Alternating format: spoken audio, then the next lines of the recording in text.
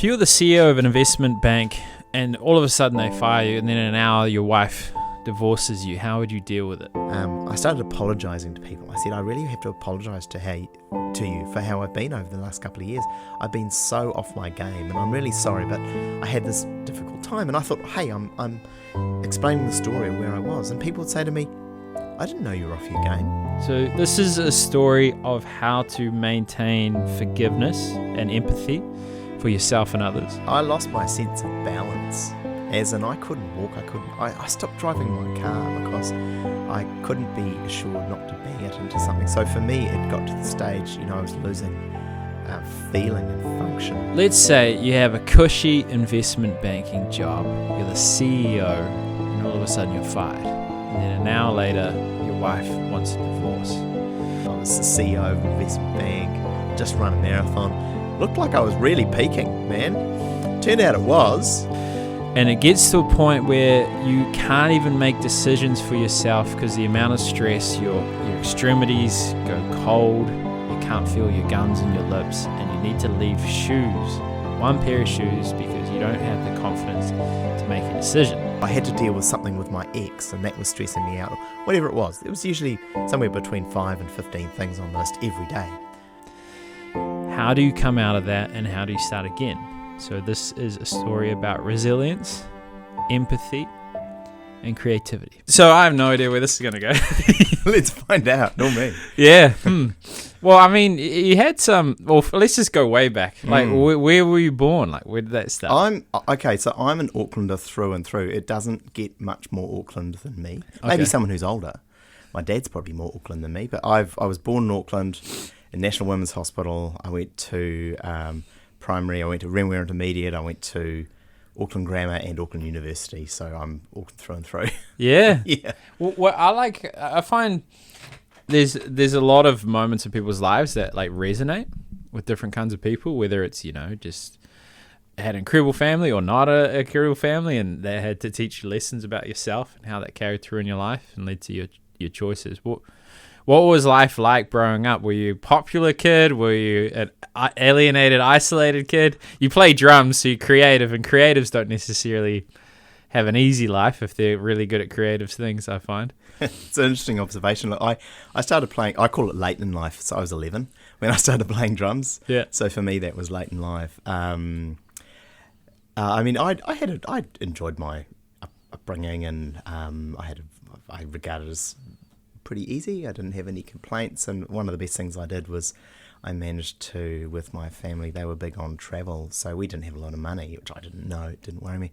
So we just travelled around New Zealand. So I've been so many places, to the top, all the way to the bottom, and I had just been everywhere and met lots of people. So I've got 2 older sisters.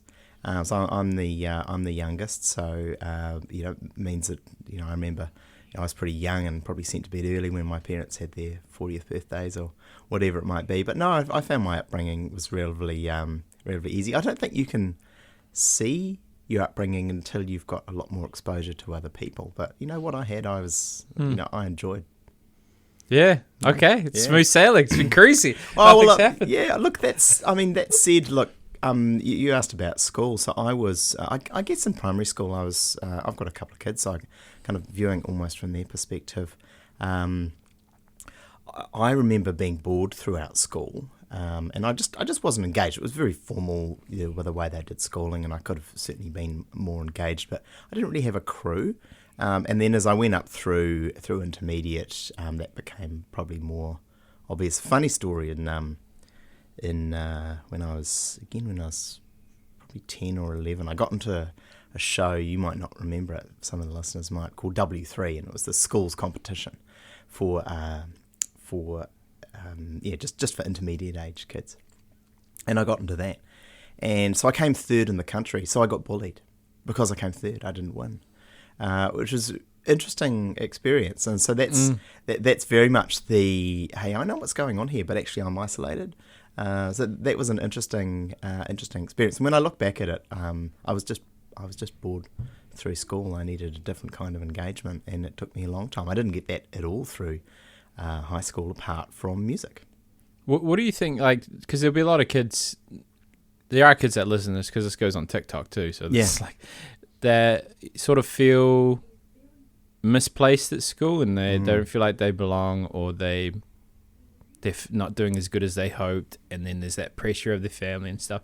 What have sort of been your lessons in terms of how to still be successful in life despite feeling, third best?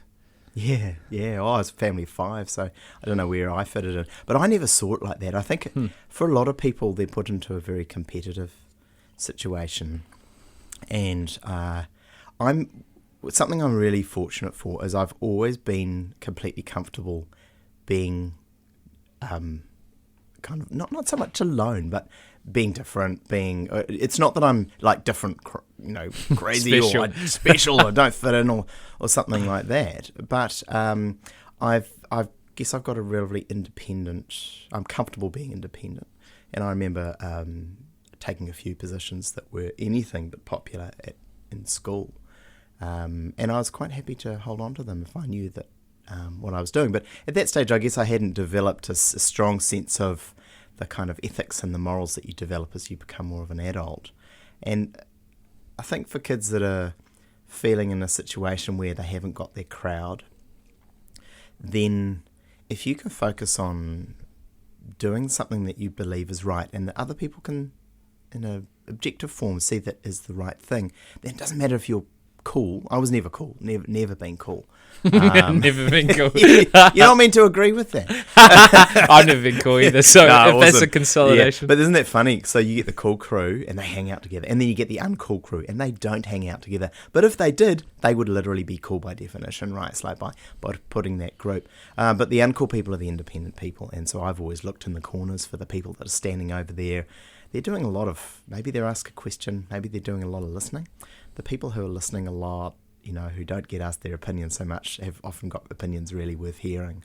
So I love, chatting with kids who are just coming to their own, around that 11, 12, becoming more independent of thought. I love chatting to that age, and I just ask them questions and get them to see what they enjoy. And once you find something with passion, which I did with music, once I found music, it's like, oh, I'm really quite good at this.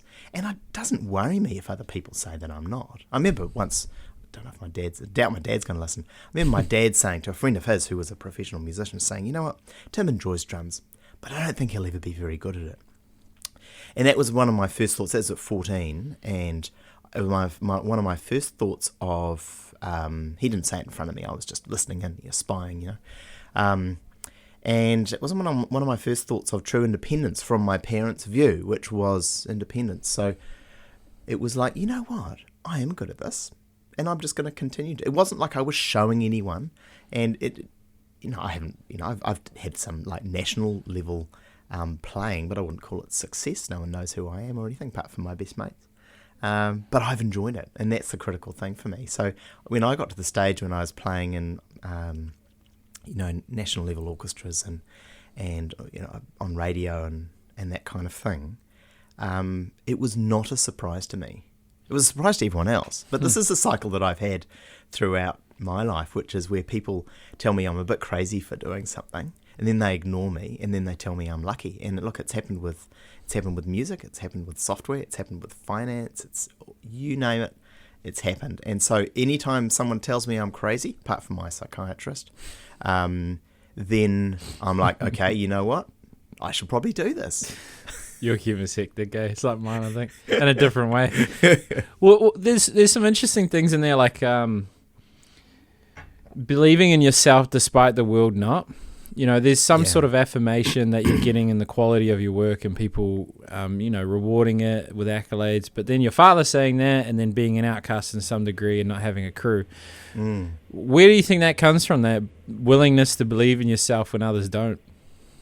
Yeah, I don't know. I'd say, hey, I'm just fortunate I ended up that way. But I'm sure it was crafted through a variety of experiences. Possibly, it's not like I went off and, I've got no cabinet of trophies, unlike this impressive room. I don't know if they're yours. No. Greg, he's a bit of a collector of things. It looks like shit. There's, by the way, anyone that's wondering, there's just so much shit everywhere. Anyway. No, all good. But But I think I just remember from my earliest friends, my very earliest friend would be Cameron Bennett, and we've known each other our entire lives from when we were babies. There's no one I've known longer, and when we did things together, we were just doing our thing. We were building a tree hut, or we were climbing the tallest trees in the country, or whatever we were doing. And we were so confident. We had the whole time, and I think this is a bit of a theme for me, the whole time we were telling stories to each other. So Cameron and I never know where he is. He's one of the best travelled people that I know. But we could catch up, and again, it's that old thing. It's just like yesterday. But more than that, we've got these stories that can still fascinate each other, and I think that's a powerful thing. I learnt probably to tell stories when I was at primary school, and I remember doing a poetry competition. And it wasn't really a competition, it was just a presentation. I was the only person that memorised their poem. And I think it's because I cared about it. Everyone else was like, and the da da da da da. And I just learnt it as a story, and then I just related it. And you know that thing where you're looking at an audience and they're looking back? It's like, I've got them. And so I remember that from then, and I've been able to do it. So I love doing it with music. If you do something and you engage with the audience and you play something that they really enjoy, ultimately, as a musician, my favourite place to be is in a live performance. And you look at people and it's like, you've got that connection. You can bounce that into a couple of different areas. It could be through presenting. It could be, you and I connecting here. I asked if, do you have a place I can come in? Because I don't really want to do it from home. I get a bit bored of being at home, and you build a different connection. So there's a whole series of things there through the story, and I think music's a story as well. What makes a good story, do you think? What do they say? There's a few different. That was on your podcast, wasn't it? There's particular different kinds of stories that always gather people's attention. But if I abstracted that, I lay it back. There's ultimately, I think it's a story of association and flow. So with that concept of flow, where something's challenging but you can achieve it, is a great place to be. And I discovered that when I was quite young. It's like all I did, I had these. My dad was an acoustics engineer, so he always was careful of our hearing, and I was a drummer, so he bought me the best brand of ear protection I could buy.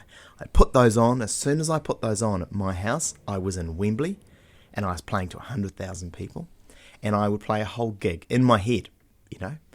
I never had any complaints from the neighbours, thankfully. But I'd sit down, I'd play for 2 hours, and I'd play songs. I'd make all the songs up as well, and I was telling myself the story, and it was 10 years later before I realised that this visualisation thing is a technique that especially athletes were doing, and then other areas as well. I'd just be doing it because I didn't have any friends.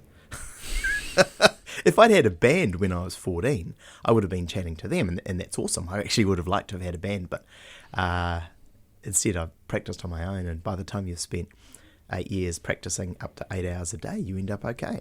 Yeah, imagine learn things. A few hours. Do you think like if you didn't have that, I call it like situational confidence. So you derive your confidence from your competency in a certain area, but it's not necessarily core confidence because you're not resolving the things that make you feel insecure, like you're not getting reassured. It's interesting. I think there's two sides to it there probably, which is I think I have an innate inverse stress response. Inverse stress response. Yes. So my happy place is on stage in front of an audience giving a presentation about something, or in a racing car at speed, right? So, and that's where I'm calm. I'm sorted. Like that's good for me. So I'm the person you want around if there's a major problem in a crisis situation. I'm your guy. I'm totally calm then. What stresses me out is when everything's normal and like we're sitting around and I call it holding the boat steady. You want me in a storm. As soon as it's steady sailing, I want to find someone else to roll that boat, and I'll go and cause problems, and probably to the extent I'll get booted off the boat. To Winston Churchill. I don't know. Thank you for the comparison. Although he's got a few areas. He was a colonialist, a little bit of a eugenicist maybe, and I don't agree with that. But in a crisis, he was your man. courage under fire. So I think I was blessed with that. I was fortunate to have that. But equally, I think what I've been able to do is, and I relate it back to early books on the brain, talked about how the brain is formed when you're a child. You've got lots of neurons, and they fix, and they are the same for the rest of your life. And I thought that sounds like nonsense to me. So I have always had this concept of adaptability and malleability. And I think that's actually become a much more common belief now, which is, as per Darwin, it's a person or an organism's ability to respond to its environment that makes it successful. And I've always had this innate confidence that I can walk on a stage or I can turn up anywhere and, you know what, I'll be all right. Some of the times I'm treading water, but other times I can actually get out and, work out all right. So what I do, given that I'm fortunate with that, because that's something I've always felt, I think it puts me in quite a good place to be able to understand where others don't feel it and hopefully coach them. But one of my favourite things is talking with people who have opportunity but can't see it. So, kids, teenagers, I've got 17-year-old twin boys, believe it or not. And fascinating experiment, having identical twins in quite different headspaces. Identical? Yeah, identical. Or genetically identical. Oh, yeah. In fact, I only found that out because I absolutely knew without shadow of a doubt that they weren't genetically identical because I could tell them apart. And everyone's like, well, we can't tell them apart. So it's like, oh, God damn you. I'll get a test. I got a test. It said, there is a 1 in 16 million chance that they're not. I'm like, okay, I'll give in to stats because I do well with data. You give me data, I'll be like, okay, I'll go with that. But the data I had was that I knew who they were and I thought everyone else was just lazy. But that's a bit of the story of my life. It's like, I've got a plan. How come you guys don't know what's going on? It's just that I'm fine in that situation. What random tangent, nature versus nurture. Because, they talk about separating twins and there's a certain behavioral component where they're still quite similar despite different upbringings, and certain genes are expressed to certain external stimulus based on... So the environment can influence the genetics to some degree, but there seems to be like a making of human that seems to stay consistent. But you fight that viewpoint. Well, I've got a unique perspective on it that I'm sure is shared by probably anyone who's got identical twins. You don't understand kids and nature nurture until you've had twins or multiples of some description. Okay. And so I know a lot of people. You end up in a bit of a group with people who people with identicals and fraternal twins. Oh yeah, you bond through identical twins. Well, yeah, absolutely. Well, you'll be going along and you see someone who's got kids of different age, of the same age, and you'll be like, twins, I've been there. Immediately you've got a connection, and then you can go and talk to people about this. In fact, I had a party on Saturday night. It was my birthday. I was 25 again, and one of my very oldest friends turned up. She's got twins, and we reconnected. Well, she's overseas. She lives overseas. We reconnected when she discovered that she was having twins, and I had twins who were about 3 by that stage. And so I said the first piece of advice is don't listen to anyone who hasn't got multiples. None of that singleton parenting stuff Singleton. Works. So you have names like Muggles. Yeah, very judgy names. Just a singleton parent. It's basically like being single. You still got a life. Well, I was. We had twins. I'm separated now, but we had twins, and I was up for every feeding for months, and so it's an experience that a lot of people don't. Now, I don't regret that. And was it hard? Yes, but would I do it again? Yeah, absolutely. I wouldn't miss that. Back to that question you asked, nature versus nurture. So my kids, if they're together, they intentionally differentiate from an intellectual point of view. So one of them will take a view on something. The other one will then immediately take the opposite view, and then they battle it out. And one of them, I was talking to them about 3 months ago about this, and I said, would you rather argue with your brother or get along with a friend? Oh, of course we'd rather argue with our brother. It's two sides of the same coin. It's they make a joke about, hey, we used to be one cell, so and it's awesome, and it's so natural as well. And for me, it's natural. It's the only kid experience that I've got is twins. So they when they're together, they differentiate. But if you separate them, one of them will go off to one of them went off to a slam poetry camp in the weekend. This is what kids do when they're in their final year of school. It's pretty cool. And And so you spend the weekend with one of them and you don't see the other one. And so you spend a bit of time separately. Now, their response to the same thing when they're separate is usually word for word identical. So when they're not aware, and it's a little bit like quantum physics, right? A little bit like Schrodinger's cat. You separate them so they can't observe each other, and they have their native response, their birth response, which will be really similar. You put them together, and then they take a different view of it. So, but both of them is them. One's nature, one's nurture. So they will do many things that are aligned. So the extracurricular activities that they've chosen, the subjects that they do. Sometimes they'll choose different subjects, and then 3 years in a row on the first day of school, they'll be like, maybe we'll just go back to doing the same things. So they don't do exactly the same subjects. It differs by a couple at the moment. But, they're twins in their final year of Selwyn College, which they love.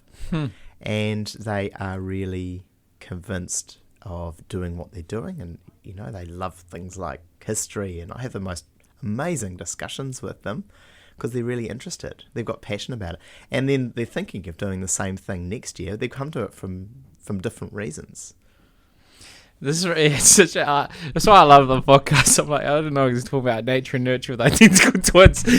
You talked about quantum physics as well. I wonder. I was watching this podcast. Lex Friedman and this evolutionary psychologist was saying that we have an adaptative view of the world. So it's not fundamentally how we base our scientific approach to life, like whether it's physics, whether it's biology. It's fundamentally flawed because it's looking through the adaptative view of reality as opposed to what reality is, because we can't perceive it. So what?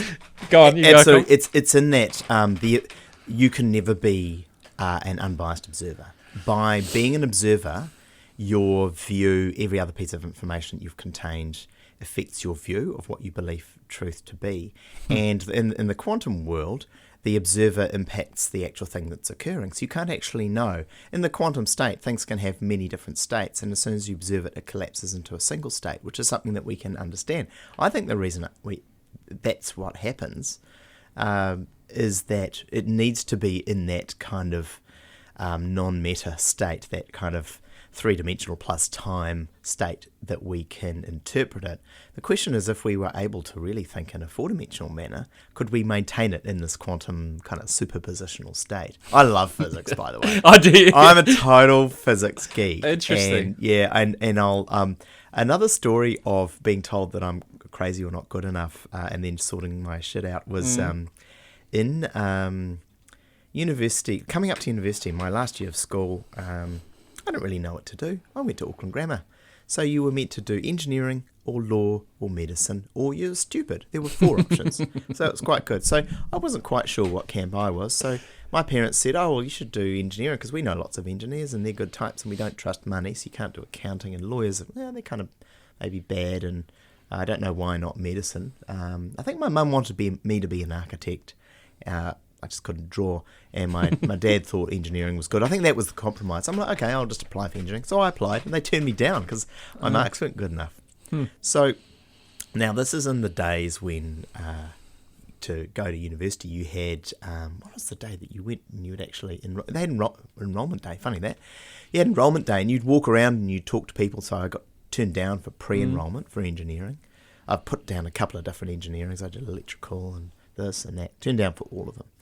And it's like, okay, but I wasn't downcast. It wasn't like I'd set my life on this. I didn't really know what they were because we weren't taught that at school. We were just given textbook. Do you know? So I've had a career in finance and computing. And do you know I never even saw a computer at Auckland Grammar? It was funny. They locked those away. That's not the future. You should be a rower. Or except I was too weedy to be a rower. You could be a rower. You're a lanky kind of guy. Your brain cracks you up, mate. just on because you referenced the double slit experiment. I believe it, but I don't really get it. I thought you have this camera observing it, and there was some level if this is out of your competency, we can move on. But I thought I didn't quite get it. Like, they had the camera and they have a photon that's interrupting the others is partly, but is it the actual observation itself that changes the state, or is it? Yeah, so that's right. So if you record, is it the two-slit experiment? For those that don't know, it's this fundamental. Originally, it was conceptual, so it was theoretical, and then it was shown experimentally that it could be achieved. If you just pump a bunch of light at two slits that are quite close together, they form this interference pattern, which is just like dropping two stones in a pond and seeing how the ripples hit each other. It's the same thing. It's just along a strip, right? So that proves the wave nature of light. Now, you could send half as much light through and you still get the same thing. Eventually, when you send a single photon through, this is the bizarre thing that happens. It will still, if you send photon by photon through, it will still end up over time in one of those places. So it's being diffracted even though there's only one photon. Now, you can't observe one photon. If there's an observer there, if like a person, you can only see the wave nature of it. If you can get down to being able to send a single photon through, then you can see, oh, it's going through as a particle. It's like throwing a single tennis ball at a wall that's got two holes in it. Now, the crazy thing is, it will deflect or diffract, whatever you want to call, based on a statistical pattern, even if you've only got one tennis ball going through, so one photon going through. So what's happening is that there's some kind of interference. It passes through as a wave, but if you're observing it as a photon, it will act as a photon, as a single tennis ball. So this is the magical thing. I don't pretend to fully understand. Yeah, I was like, I got it when you explained it. I sort of got it when I read it that time. What are your interests in physics at the moment, or in general? Because it would be interesting to explore that, because I'm quite fascinated. Oh, I got turned down from engineering, which is weird. Like, physics is actually used, so I did physics instead. But physics is too hard, so I did a good job of. Well, they gave me what's called a restricted pass, which is they gave me enough points to get a pass, but not enough points to continue. Which is a way of saying we don't want you. The only people that would take me was computer science, and this was in 1993. That was a very good time to be taking computer science, but no one knew it at that stage. A couple of years later, everyone knew it. Now, this is where I was told I was stupid, and then in 98, everyone told me I was just lucky that I'd got into computer science. But I think there's something more. I think it's like there's something quantum happening there. I was disrupting with my fourth dimension, my time dimension. It's like, hey, Tim, go over there, you stupid dude. Get into computer science. Interacting with you. All those people that did get into engineering, incidentally, they all ended up working for me. Because they did engineering and then they did computer science.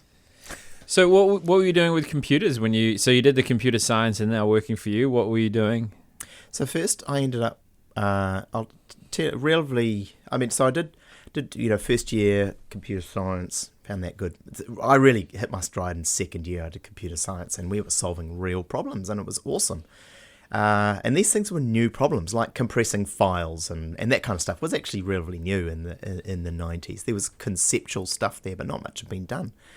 So we started studying that in cryptography. And I say we, my class, but I didn't have any friends there, so it was all good. Cryptography? Cryptography, yeah. What's that? Well, just like it's become crypto now. Oh, okay. But how to encrypt things in a way that other people can't read it. So that was at the very beginning of public key cryptography, PGP, and one of the originators of that, the history of that there is that it was developed in the US and it was found to be so blindingly strong that it was classified as a weapon and they weren't allowed to export it. Now this is the fascinating connection. Okay. Also, and I can't remember people's names, but I think it was someone called Phil, hence another P, from Auckland University, brought the concept over in his head. You can't stop people exporting their brains, right?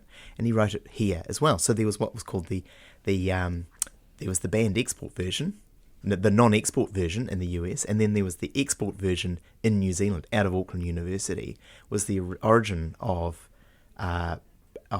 public key cryptography, which is exceptionally powerful. And it's the basis of most forms of cryptography today, which is where you can use a public key to encrypt something, but you can't decrypt it with that. So it's one-way cryptography.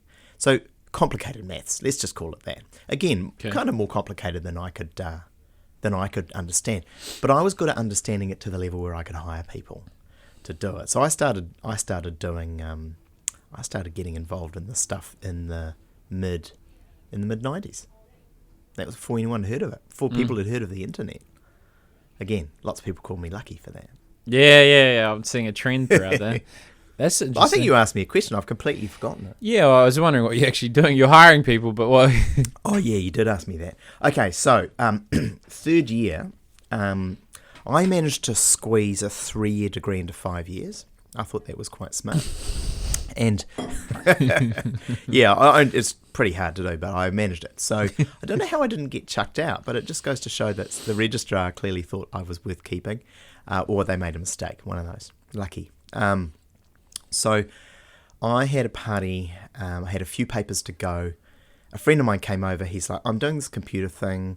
There's this thing called the internet, have you heard of it? This is 1995. It could be quite big.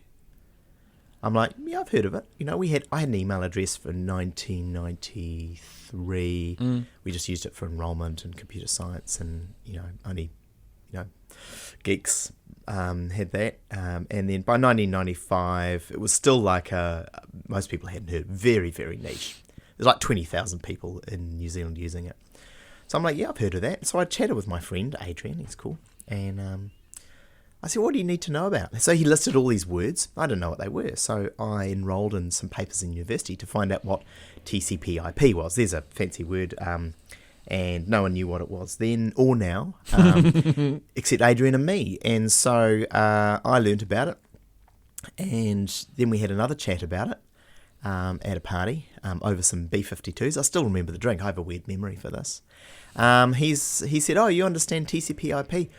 Oh, well, I'm getting busy. Do you want to come in and work with me? And that was in June 1996. Hence you can work out that I'm 25.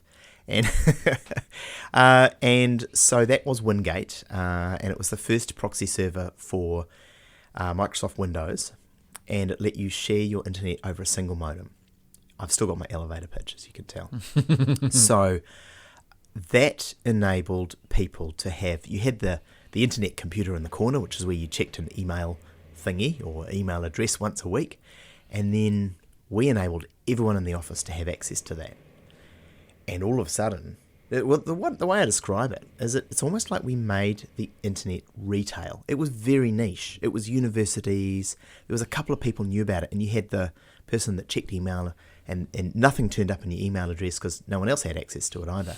All of a sudden, we gave people with anywhere more than one person in the office the ability to access the internet simultaneously, just as the web became popular. And, Adrian, to his credit, he just saw a problem and he got stuck into it. And so I learnt real software development, because you don't learn that in computer science. You learn the conceptual stuff, and it's very useful. But the language is developing all this time. So, and all of the technology. This is where I worked out I'm in the perfect place here, because we're defining the future. We were doing things in that company that no one else had heard of. The academics weren't doing. They were doing something very academic and complex and hard, but we're doing something very useful. That's the difference between academia and engineering. So we started engineering the future, and we create something, and then people would do things with it that we'd never thought of. And that's where I get a lot of excitement and enjoyment out of it.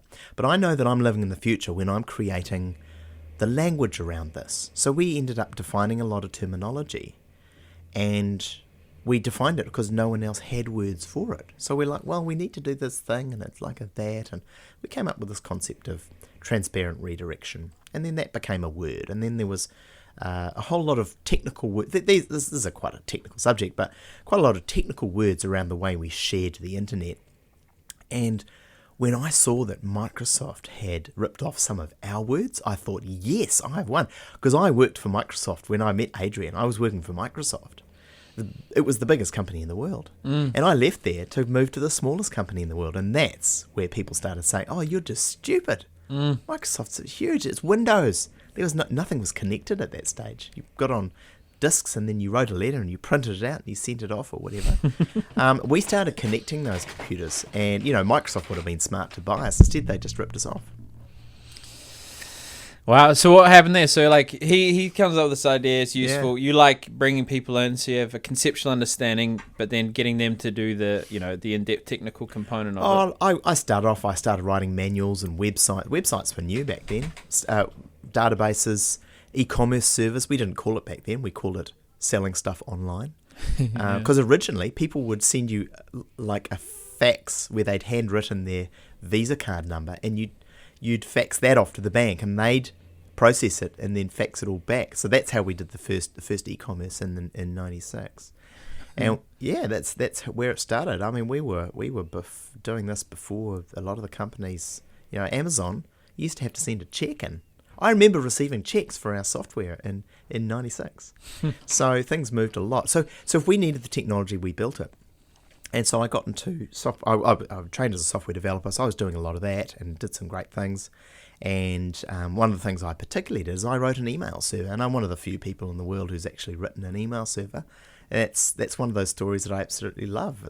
I'm still excited by it today, and that's become one of the values in my company today, which is do the work you want to be remembered by. And that ties all the way back to those kind of experiences that I had with Adrian at when we were developing the software Wingate, and I got the opportunity to travel, etc. But then I worked out that technology was moving really quickly, and I was quite good at hiring people who were really on point with technology, and that's when I started hiring people and doing the interviews. And Adrian was always busy or drinking coffee or something, and he would usually meet people, but I just found I got along with people. I have a good chat with them, and I didn't have the words for it, but I just never wanted to hire smart dickheads. And I know that you had that discussion with Richard Conway on a previous episode of the no asshole kind of thing, and I've always believed that, and I haven't done a great job. Most of the time when you're running a business, you got to be about 51%. 50%, it's not quite good enough. 51%. I reckon I've managed somewhere between 50 and 60% of making the right decisions and hiring the right people. But I've focused, what I really try, and the person who suffers the most if I hire the wrong people is me. It's like, oh gosh, I've done that again. Well, that's bloody hopeless, isn't it?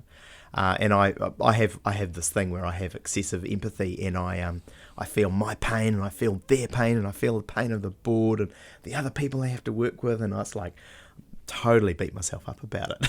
Yeah. But I think it's funny, I'm on this personal thing where I'm swapping empathy out for compassion, and empathy can be dangerous if it overtakes and hijacks your limbic system or your reactive system, So if you can move to that place of being consciously compassionate for someone's situation, including my own and other people, if I've hired the wrong person, it's a joint thing we have to manage, and I can be compassionate as opposed to just not sleeping and feeling terrible and that kind of thing. That's a good place to move to. I haven't fully moved on my journey there, but that's what I try to do. Well, there's a common narrative. I just look at this sometimes because this goes for 30 minutes, so I push a button. So I wasn't ignoring you before. I think it's a common narrative. Like, so there's the extremes of people that get dissociated from the plight of the person at the bottom because they're not across it. And then you had the over-empathetic person that almost people pleases and doesn't do what's right for the person. Yeah. So how do you, as an empathetic person, balance doing what's right as well as not adding your pain onto their existing pain, which compounds, The way I put it for me is, and it's what I talk with other people about it, be good, be kind. It's not about being nice. And I know this has come up on your podcasts before. Nice is kind of a veneer over what maybe needs to be done.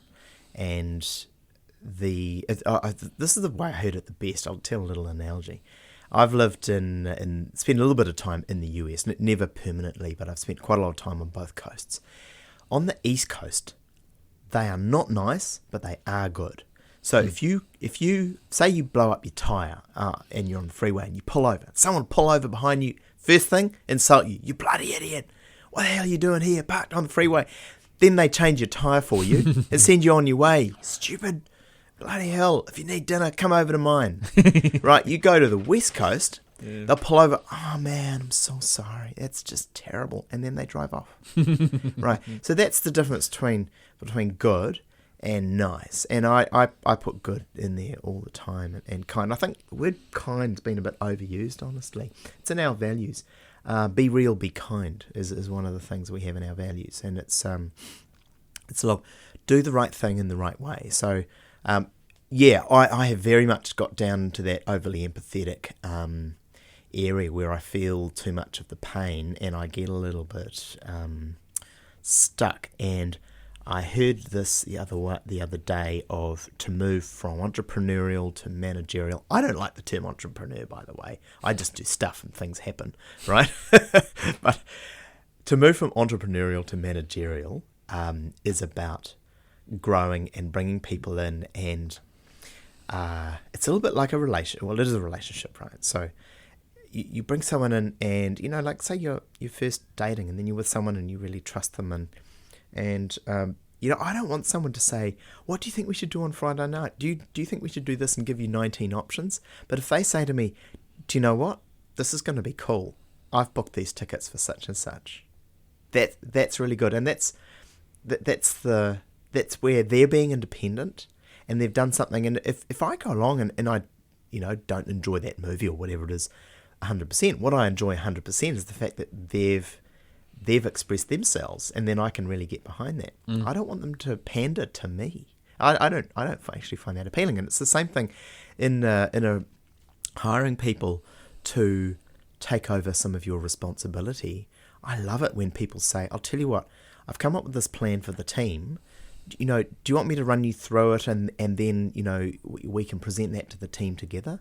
And I say, hey, look, why don't you give me the highlights and then tell me what you think? And so I want to hear from that. And I'll say, hey, look, have you thought about this from their angle? Have you thought about this from their angle? But ultimately, it's about, if you back this, you do it. And I've got you, and I'll support you to do that.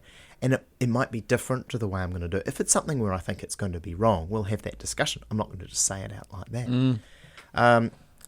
But that's a journey, and I think I'm partway on that journey. But I'm constantly finding ways that I can give responsibility to find people where I can really trust them and just say, hey, you know what? For instance, the CTO in my business, Blair Woods, he's such a good and upstanding person. Even if it's outside his sphere of expertise, I know that he'll make a good quality decision for the right reasons, and if he needed support, he would consult on that.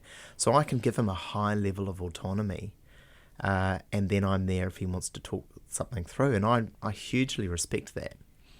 Yeah, it's a talent. Like, so I believe in decentralization and giving people responsibility. I struggle to balance my perceived thought of how the future is going to be and their perceived thought of how the future is going to be, and not knowing what's right, but also not wanting them to go down a route that's not good for them, but then also that develops their character too. So how do you do that dance between, hey, I want to give you freedom, hey, you're about to drive off a cliff? Like, how do you... Okay, first thing, quantum physics, right? Okay, go on there. We've got to go to superposition. So I'll put it out there. So I think our brains are not just basic kind of logic devices. I think our brains are kind of quantum devices. That's the way I see it. Okay. And the core to understanding the way you can work with people, this is my theory. I'm not saying this is right. This is the way I approach, is the way that you can manage ambiguous situations. So what I worked out when I was, I don't know, a while ago, is that I could manage simultaneous potential outcomes that might be conflicting, but I could manage to both of them. So and it's kind of, think of it like a series of risk-based outcomes where there's a series of things that you're managing against, and there's a series of things that you're managing for.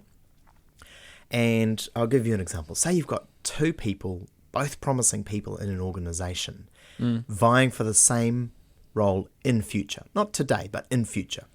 Like, say you've got two great people who are really good at working with with others and motivating them, going who would be suitable for a sales leadership role in a year or something. They will both come up with ideas that are good for promoting them. So do you just pick one and pick a winner? Do you pick neither, or do you support both? So if you're comfortable in that superposition of states, you can, from a very ambiguous point of view, bear with me here, you can support both of them towards an outcome which, when you observe it closely, will collapse into a single person going to that role. So that's where you move from the multiple outcomes through to the single outcome. I can support both of those people for the next year towards this outcome. Now, I'm not going to go and lie to them. I'm not going to say, you're going to go and get that job. I'm going to say, what are the things that you can do that will develop you the best for this kind of role? Now, along that process, they will probably develop to the extent where they're either going to be exactly the right person for that role, or they might find something, because at a certain stage in people's career, they often develop faster than a company. And if they come to me and they say, Tim, I've learned so much here, it's been great, and I've got this opportunity, outside this company, I'd say that's amazing, and I can support you to do that. And then you've got it collapsing into an observed state of this person's doing that opportunity. That's the low ambiguity state. So when you've got multiple situations, it's that kind of high level of alternative outcomes. Now, that's what a lot of people don't like. A lot of people see risk as ambiguity, and they're different. Risk, as you know from financial services, is the potential outcome of a negative outcome, the potential chance of a negative outcome. So the downside risk. In financial services, we talk about upside risk and downside. I think upside risk is a bit of a stupid term. We like those outcomes, but you can have multiple, and they can't all occur at the same time. But you can support many of them to occur. Ultimately, when you observe it closely, and when the time dimension disappears, it has to collapse into the actuality, which is going to be a single outcome. So at that stage, it's low risk because you know the outcomes. And that's the way I manage it. So it doesn't mean, but I don't play favourites. So it's not like, ooh, I like this person, so they're going to get that job in a year. And I'm not going to go and say, you're going to get that job in a year, and if someone else then turns up and they're super suitable, it's like, yeah, tough luck, because I've already chosen someone else. And it can mean that sometimes you have to make a decision, but there is a generally accepted approach that don't make decisions you don't have to. And the classic one of that is Obama and his suits. He's only got 2 suits or 3 suits. He just picks them in order. And all of his shirts go with all of his suits. It's not going to go wrong there. It's a decision that doesn't need to be made. So it's either not making a decision or pre-making the decision. And the other one is make decisions as late as you can without increasing the chance for a negative outcome. So if you can make a decision next week, or you can make it this week, why make it this week? Why place that cognitive burden on you? So I have this so often, when you run a business, people come to you and they tell you, and they're absolutely convinced by quite conflicting paths. And I listen to both of them, and I will ask them questions about both and encourage them to seek a good outcome. And does it place them in conflict? Conflict occurs in somewhere on that time scale. It's going to occur either way. Do I need to make a decision to say, you're right, you're wrong? I don't know. What if I pick the person I think is right, and then a third opportunity comes up? If I choose too soon, I might have just cut myself out of that. So that's what I use the term a trapdoor decision. Trapdoor decisions especially, you want to leave as late as possible. A trapdoor decision is a one-way decision. So once you make that, a lot of things are cast. Now, you don't know the outcome. This is Schrodinger's cat. You don't know if that cat's alive or dead. As you can see, I wind a lot of physics into.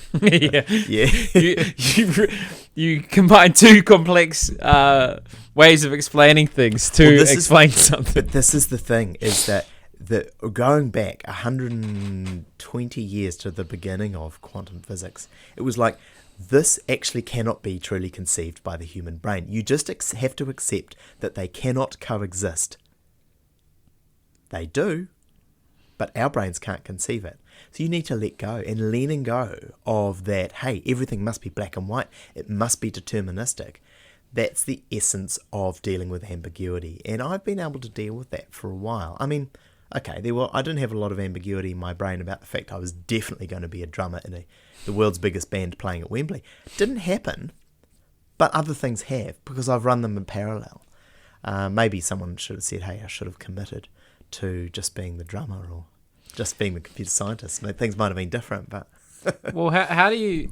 Because you talked about how you are at peacetime, and how you try different boats, and I find being an entrepreneur, they have these, and this is a word you don't like, being a businessman, have these different ideas and innovations and want to try them, and the ones that are successful in a way, choose one thing, focus on the boring things, and make iterations, and use the most highly leveraged activities to achieve what you want. How do you balance the wanting the freedom of jumping through boats? Oh, this is boring. I need some chaos so I can feel calm. How do you balance those two ideas? Again, it's probably a linear way of thinking to imagine you can only do a single thing. Now, I do agree. So if I narrow it down to a single domain, so say with music, let's pick The Edge, because everyone's heard of The Edge, or Bono. If you're going to be Bono, you're probably going to pick one band, and U2's quite a good one to choose.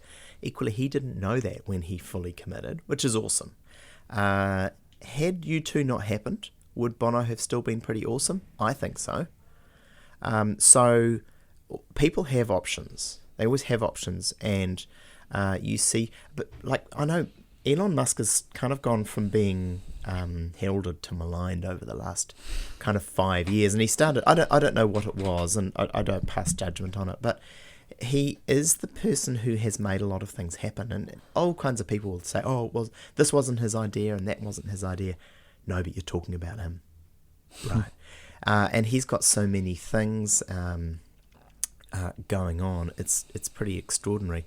Do I think people should really commit and focus? Yes, absolutely. But you've got a lot of like Richard Branson. Let's just pick one thing, right? Just Virgin, airline, record company, whatever it might be. There's all kinds of ways of doing it. So yes, in an entrepreneurial fashion, when you're starting a business, I do believe focus is critically important, and I think I could have applied more focus, but that into business. But that does not mean that I would not have been putting time into music as well, and it does not mean that I wouldn't turn up on your podcast if I didn't think, can this help me sell licenses to my software in the next 6 months? I don't go through a transactional discussion like that. I say, I don't know where this is going to go. I don't see a lot of downside here. Now, here's a question for you, because I know you're a big reader. Have you read any of Nassim Nicholas Taleb? I get his name wrong. That's terrible. Nassim Nicholas Taleb's books. He wrote Black Swan, which is his most famous book, and famously it came out in 2007, just before the global financial crisis. He wrote a book just before that, all about randomness, Fooled by Randomness, and it's that I think is his best book. Now, his point there was.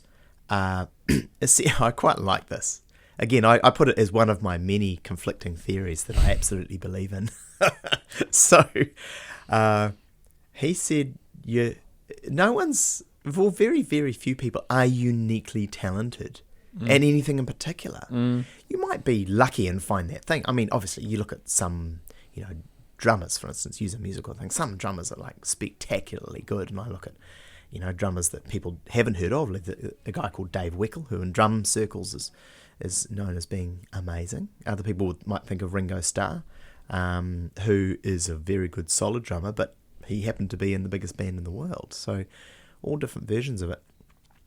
But the key point is do it. You have to keep doing it. And if at first you don't succeed, try again. Taleb's version of this is they just happen to be the person that rolled the dice heads 10 times in a row. Oh, yeah, the dice 10. Listen to me, crossing my metaphors. Rolling heads 10 times in a row, or rolling a 6 10 times in a row, or whatever that might be. So his point is you need to do a lot of things. Keep doing. You need to be in the game. You need to keep playing keep rolling the dice to get an outcome. So I do, as with many conflicting theories, strongly believe in that, is that there's a lot of themes that can get you a lot of places. And it's not like you're going to be a financial advisor and you're going to be an author and you're going to run a painting business and you're going to, those things will conflict in time and it will collapse down to the fact you just haven't got time. But can you do things that can support each other, you can do in different time, etc. Like if I had a call to come and meet a customer at this time, I would have gone to meet that customer or that prospect at this time, because that directly conflicts.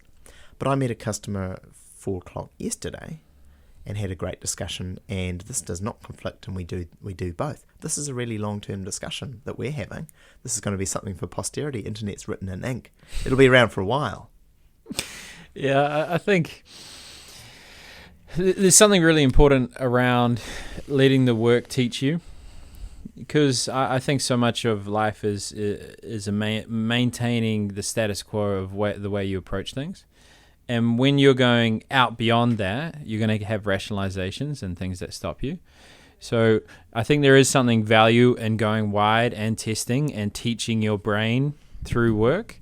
Because the people I see that are really successful are they have a high degree of volume. There's more than others. They have a high degree of consistency with that volume, and they make iterations. You bang on. Yeah. So you've got to learn from your mistakes. So to do that, you have to be a bit humble. Say, oh, well, I stuffed that up. Let's try that again. Very few people that I know, and I know a lot of business owners, and people will throw out ideas of, how about Bill Gates? He started Microsoft, then it was a success. That's very rare, and he's done very well, and I really admire him. He's a really impressive guy. But that's quite rare. People love to hero worship, put people on pedestals and that kind of thing. But the person that I really, really admire as well is the person that's done. They've done something. They've done a job and they've done it well, and they're happy. They have a low level of suffering. That's how I define happiness: is a low level of suffering. It's hard to know if you're happy. It's easy to know if you're suffering, right? Okay. So happiness, low level of suffering. Yeah. So. When people do something and they do it well, I really admire it. So I do something a little bit counterintuitive. I go and see music acts that I don't really like because I admire them. And it's a different thing. I admire the effort that's gone into it. And normally the thing that happens, I went to see Pearl Jam early on. Pearl Jam wasn't really my thing, so I went to see Pearl Jam. I admired them so much, and I went to it, and afterwards I liked them as well. Right, but the admiration of what they put in, and I saw what they could achieve with people, because people loved it. But you got to enjoy that. That's an art. I mean, like, I like to think I'm pretty self-aware through meditation and always sort of thinking how I think and why I think that way. But even then, it's really hard not to try and reconfirm what I already know and to explore a different avenue of thinking. And it seems just that example with Pearl Jam. Do you apply that in business on how to ensure you're not being biased to your biases? Yeah, well, it's a confirmation bias, which is where you think I'm good at something, so you ask someone who you've done a good job for. It's like asking people to give you a 5-star review after they've told you they love it.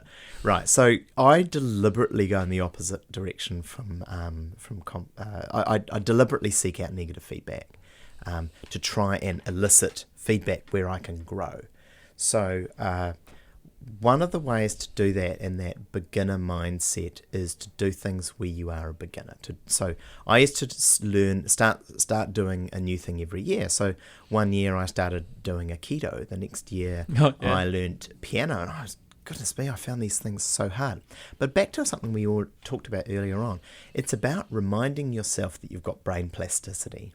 You put yourself in that beginner mindset where you just give up. Say, I know nothing. I'm an empty vessel. Fill it up. That's the way you can learn. If you go into that thinking, I've got 15 years drum experience, and I bet I could prove that I'm a great pianist or whatever. Or alternatively, go the other way, which is, I'm going to find this so hard. Yeah, it's going to be hard. I think Tim Ferriss has showed through a lot of what he's done is that at any age you can learn things as a beginner if you're prepared to let down and be open to it. So I would choose something. Now, it's not that I had to become an expert in Aikido, and I wasn't, and I was never an expert in piano, and I did a range of things. It's funny, I studied so many martial arts, someone said eventually it's like we should just do MMA and bring it all together. And Yeah, I've like never my- done that, Yeah. but I look at those people and I really admire. Personally, I don't want them to get beaten up, but I really admire the effort that goes into it. But, it could be music, or I've done a course on drawing because I find drawing so hard, but I don't do something because I'm good at it. Because I could go and do a course I could go to a drum teacher and go and get even better at drumming. But instead, I go to area, not that I know that I'm actively bad at it, but more that I'm new at it. So I'm seeking, it's less than, I guess, opposing confirmation bias or seeking negative feedback, but seeking the beginner mindset of the neutral brain, seeking that all the time. And I seek that as soon as I've got someone who's holding that boat steady. The reason I'm causing chaos somewhere else on the boat, they're building a plank for me to walk off. The reason I'm causing chaos, because I know that we can do better. I sit and I listen to a customer who's not happy. Well, that's really obvious. And then the customer who's happy, it's like, but I've had 100 ideas of way we can blow them away even more. Now, that doesn't mean they're all ready for it immediately. So every idea has the right time. And I've had lots of ideas that have been great ideas, but terrible timing. Again, it's the quantum thing, isn't it? Like, you find your time, the right time in space time to do something, and you're going to be fantastic. And when I started working with Wingate in '96, the timing was ideal. It couldn't have been better. I've had other ideas where I was too early. I'm not often too late to anything. I'm definitely too early. And if it ever doesn't work, I just always say I'm too early. I had an idea when was it? 1995. I was going to create. I registered a company called IPNet TV, and it was when the first Nokias came out that could, you had a plug-in camera, and you could take photos. And I thought, well, the next thing is going to be video.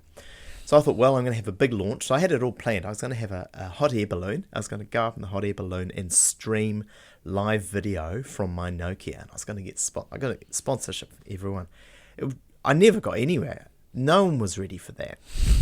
It was 10 years later. People still weren't video calling. It only really kicked off with the pandemic. A few people did it, but a little bit of FaceTime here and some Skype there. But I was a bit early on that, quite a bit early. And so I've got a whole string of failed companies, whole string of areas there. The difference with me, and people say, oh, you got to embrace failure. Nah, I don't talk about embracing it. You have to do enough things, and not necessarily sufficiently random, but sufficient things across a wide area of domains to give yourself the chance of finding something where you happen to have a good opportunity of being a bit better. I know that I'm in the upper half of drummers. I can do that. I'm not in the top 10% by any means, but I love them when I see them. But I know them and I can talk to them. That's back to the people side of things for me, is recognizing the greats, and they've also put in their time. You've got to have both. A little bit of luck, it's handy. A bit of fortune. I call fortune as placing yourself in the way of luck. Jeez, there's a lot. We've done an hour. Done well. I got. That's great. So I think, yeah, it's interesting to hold that empathy of what you're talking about, caring deeply about people, but then also having a string of failures, which are part of life. Which leads to successes. In the final parts of this, how have you navigated that deeply caring of people, but then having to cut loose because you've recognized that it's failed? Being on the wrong side of things for a long time. Okay. So I think maybe a little bit of a way to sum it up is I found out that I was losing my first CEO role and my wife on the same day within the same hour. So if you want an opportunity to have a complete loss of self and understanding and all of that, do that. Yeah. That's a really good way. It's like it's like, wow. And because I have a very high level of ownership, my first thought is, how have I fucked this up? And an hour later, how have I fucked this up as well? Right? I know you don't have to bleep out the swear words here, which is great. That's why I'm cautious doing radio. So that took me through years of being able to move from, it was the issue was from empathy to compassion with myself and practicing self-care, which doesn't mean just hanging out at home and eating ice cream, right? With Netflix and a heater on 30 degrees. It's a bit different to that. It's actually letting go from the fact that this shit happens. And, you know, I was in a marriage which I valued. I had kids who I love and I still do, and I achieved some great things. I was 40. I was the CEO of an investment bank. Just run a marathon. Looked like I was really peaking, man. Turned out it was. Yeah. So a different downhill, but it was a local peak, right? So in that area, I had to, and I'd be listening to the radio, and they'd tell some story about some person who'd committed some crime. Okay, that sounds bad. And then they'd talk about their family life, and I'd be bawling my eyes out with empathy for that person. Right, because it's like, and sure, they'd beaten up some people or even worse, killed someone or injured someone or an alcoholic or drunk driver or done something terrible, and I'm being empathetic for them. Now, not that that's the wrong thing, but the issue for me was that was limiting for me because I was taking on all this pain. The enduring memory I have was seeing a photo of the Pope John Paul II. I'm not religious at all, but you have to admire people for what they're good at. So seeing Pope John Paul II with the person that shot him, as the person who shot him was in prison behind bars, the empathetic person wants to let them out. The compassionate person is, you've done wrong, and I feel for you, and you are now in a situation where you have to atone for this. But I feel your pain. And so moving to that, and there's a book I'm going to recommend because I reckon it's one of the best books I've ever read. Ideally, this won't happen. Ideally, people read it before they need it. It's called The Body Keeps the Score by Bessel van der Kolk. And it is a stunning book, amazing book about how you might think, first off, it's a little bit about how no one gets to this level of development. I'm not saying I'm more developed than others. This level of experience without going through a certain kind of triggering or catalytic level of trauma. For me, it was very much that day or that hour. And you don't get there without having gone through that. That drags you down to a different place. And then when you develop from there, when you build from there, you end up in a different kind of a mindset. It's not better, it's just different. And that book talks about that and essentially the impact of trauma on the brain and the impact it has on one's body. It's a stunning read. I'm really crap at summarising books, but I'm really good at recommending them. The Body Keeps the Score, The Body Keeps the Score. It's a great book. I'll tell you what, the other thing, embracing randomness on that theme of mine, which is seeing like a state. Completely forgotten who wrote that. But that is an incredible book around how certain methods of state control have really failed. I would call it the failure of state modernism. And modernism is the concept of putting things roughly in boxes. And I was put in a box when I was growing up, and I don't fit. And it goes back to the late 1800s of growing all trees in a particular order and all at the same time. And those forests, they look really good in the first time round, and then after that they start looking kind of manky. Again, another really bad summarisation of the book, but a brilliant book which I read 10 years ago, and I think about almost every day. Well, I said it was the end. I think there's one last question that I think listening to that story you just shared that might bring value to men specifically. How do you keep your humanity in a moment where, your world is collapsing? Because a lot of men I see get jaded and blame and never recover, but you took extreme ownership and sounds like forgiveness in a sense, or acceptance maybe. I probably took ownership a little bit too far. Okay. I mean, I lost my sense of balance, as in I couldn't walk. I stopped driving my car because I couldn't be assured not to bang it into something. So for me, it got to the stage, I was losing feeling and function. So that's where I realised, in reading that book, that Bessel van der Kolk book, I realised I've way overdone this. It's one of the things I learnt through I guess, through the leadership development that I've done, which was around ownership. Whoa, I overdid it. And learning self-compassion.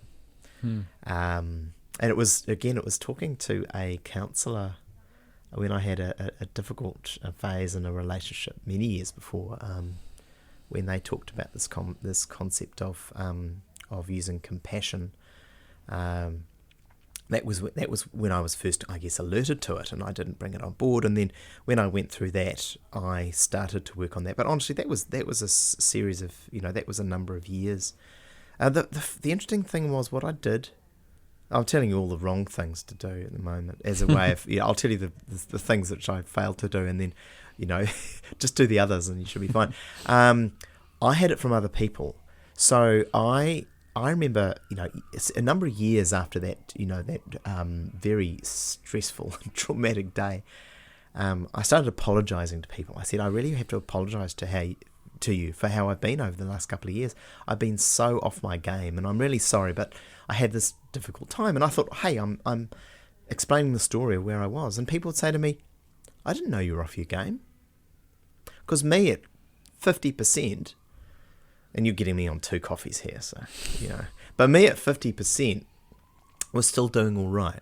And I felt terrible. But what I'd do is I would give and give and give to the extent where I was empty, and then I would go home and I couldn't move. And so it really heightened that. So don't do that. so avoid those things. To get there, first thing I learned to do, if stress and stress disorders come through having a very hard time making decisions. For me, I would also lose feeling and not be able to walk and stuff. That was pretty obvious. If you can't walk, it's hard to get out of the house. But if I couldn't work out how to get somewhere, like, they'll give you a classic one. One day, I remember I had a meeting and I couldn't work out whether to drive or to bus, or if I was going to drive, which car park to park in. My brain goes mental. So for a couple of days before, I couldn't sleep because I couldn't work out where I was going to park. I ended up having to cancel that meeting and a series of other meetings. That's how bad I got, where I couldn't work it out. Now, you drop me in a situation. If someone had said, Tim, I'll take you, I would have been, okay, that's awesome, that's amazing. I don't have to make decisions. The executive became really hard. If you get to that stage where the small things are hard, then extrapolate it. So that means you might make decisions on big things. It's a bad time to make big decisions. If you can't choose which shoes, I wouldn't go out because I couldn't choose what shoes to wear. Bad place to be. That's where, not empathy, because empathy is taking on someone else's feelings. Compassion is having care and understanding for for people. And if you start that with yourself, it's like, goodness me, I'm struggling to do that. I had an anxiety list, and it was called "Why Am I Feeling Anxious Today?" And I had a long list of reasons on it, and I would just go through. It was in Google Keep, and I would just tick the things or untick the things. So there was the box sitting up of all of the things. It could be that this particular thing was happening, or I had to deal with something with my ex and that was stressing me out, or whatever it was. It was usually somewhere between 5 and 15 things on the list every day. And I had to go through and first identify the things that are holding you back. For me, it was basic stuff. I ended up hiding shoes, so I only had one pair. So it's pre-making a decision, so I don't have to make a decision. And I would ask people to pick me up, or I would get people to come visit me, or little simple things. So I just, sometimes I would have to, if it was really bad, I'd have to do this every day. Now, not everyone's going to be like totally as bonkers as I was then, but this was a phase. So being able to, first thing is be aware to those impacts. And the point of the body keeps the score is that a lot of these things manifest physically. I lost the feeling in my fingers, my toes, and my gums and my lips, so my extremities. And that's a stress response, right, which is where it pulls all the blood into your central organs and your brain so you don't shut down. But I'm pretty pale, right? I'm pretty white. But my hands would go blue with stress, with worry. And sometimes that was how I looked. So I would have a little postie up on the coffee machine saying, "Are your hands blue?" So learn to see those things in yourself. If you can't see them in yourself, you won't see them in other people. And I think inherently the journey of a business owner and an entrepreneur, or whatever you're doing, is one of a balance of stress. Now, the Western world, sorry, we're bouncing into philosophy here again. The Western world has forgotten about the stress curve. We just see stress as a bad thing. There's stress and there's good times. Actually, that's a curve, and it starts off in eustress, which is the good side, and then we've got distress on the other side. Now, eustress is in that good area where you're using your skills and you're achieving it. It's on the uphill part, up to the shoulder. That is flow. And on the other side is normally people sit a little bit into that area where you're sitting in there. It was like, oh, that thing's not quite working. You're on the top of the hump. If you go too far beyond that, you're into the distress mode. And so an entrepreneur generally is happier living further up that stress curve than other people are.